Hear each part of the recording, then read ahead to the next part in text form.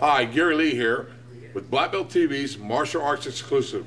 We're in Anaheim, California at the beautiful Anaheim Hilton Hotel. Now we're at the Masters Hall of Fame, one of the most prestigious Hall of Fames in the world. And I'm sitting here with Vice President and co-founder, Soki David Dye. David, what a pleasure to meet you. Same here, sir. What a great event you put together. I am so impressed with the work that you and Master Art Dan Heck has done of bringing all these guys together and the work involved. I mean, first of all, I want to say thank you. But the second thing I want to say is, how'd you do it? How'd you bring all of these guys together like this? Well, it's taken a long time. This event has been going since 1999, and it's all about networking. It's getting out there and contacting the right people that know the people that should get the recognition they deserve in the Masters Hall of Fame and the Academy Masters. So it's finding the right people to help us support the event by nominating those who are deserving of it. Yes, sir. Well, tell me a little about your background. I knew you're a Keto Master. You also studied another system. Tell me a little bit about your background. I started my martial arts in 1962 with Kodokan Judo. Started under Sensei Fumio Demura in '67. Sensei Demura. Yes, in Shitoru. And then I got into Aikido in '78. And I've been studying the Kayabala Lua system since 2000. But I've been in the martial arts since 1962. And I was a police officer for 34 years in Costa Mesa. And I'm still teaching at one of the local academies. Very good. Now, the vision that you had with the Masters, tell me about the future of it and what's planned ahead. I think the future of the Masters is headed to the point to where we're ultimately going to have an actual building that's a Hall of Fame, where people can come in and see the pictures and the memorabilia from martial artists around the world, and also hopefully to be able to hold the actual banquet and the seminars in that building. So I think that's where we're headed in the long run. Wow. Now, some of the seminars you had today are some fact. I know you did a seminar Yes. at Bill Superfoot Wallace. Who are some of the other people who did seminars today? Master Mark Shuey. Okay. And Luis Salcido, I think, is doing one, and I think Champion Way is doing one also. Now, I understand next year's a 10-year anniversary? Yes, that's correct. You have some special things planned for that? Yes, we do. We haven't decided yet where the venue is going to be, but we're trying to make this the biggest event of ever, because it will be celebrating our 10th year. And Wow. we're looking at some big-name people to attend.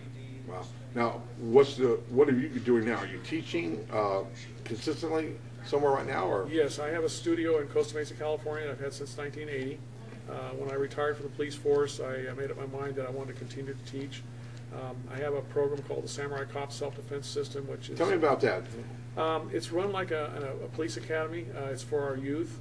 They go through a 10-week basic, 10-week intermediate, 10-week advanced, and then they go into the Black Belt Academy class. They end up wearing black uniforms with shoulder patches and badges. They can get stripes all the way up to the bars on the thing. Wow. They have to keep...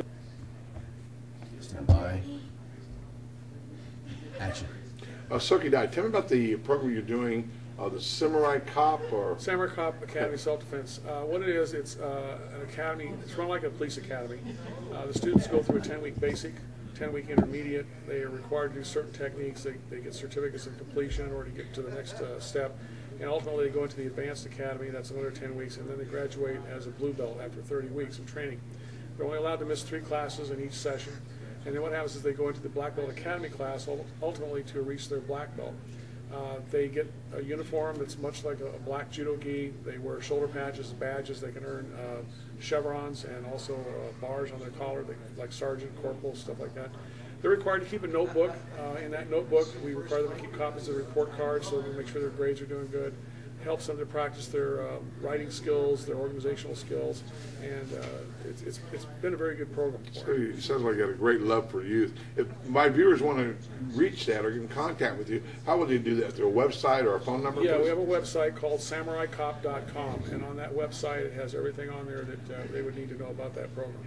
Now, how long were you a police officer? I was a police officer for 34 years in Costa Mesa, and then I have been teaching at the Orange County Regional Sheriff's Academy now, Defensive Tactics Associate Instructor. I've been doing that for about 7 years, and then I've got 2 after-school programs with the Samurai Cop program, and then I'm starting here in August a early college class for youth, introducing them to the martial arts. So that's going to be a 16-week college credit class that they're going to. How do you do it all? It's just amazing. I mean, it's tight, but you know, even though I retired from the police force, I'm actually busier now than I was when I was working. I've got to ask you this question. I ask all my law enforcement friends that did any particular incident happen where you had to portray your martial arts in your job? And I can tell you that I put a very strong value on martial arts because. Never had to do a rotate seganagi or ipa seganagi on somebody? No, but if it wasn't for my martial arts training, I wouldn't be sitting here before you today. I can tell you that. And I've used some of the very basic. I've actually used verbal skills. Yes. Verbal skills are before physical skills, but I've used a lot of my martial arts in police work, and nobody's gotten hurt, either myself or the person I had to do it on. Well, from the legends and all the people who are here today, I can tell you we really appreciate the hard work that you have done and the vision that you've seen. Thank you for this interview. Thank you very much. Master I appreciate Dai. it. Thank you. It's a pleasure. Looking forward to tonight. Thank you very much.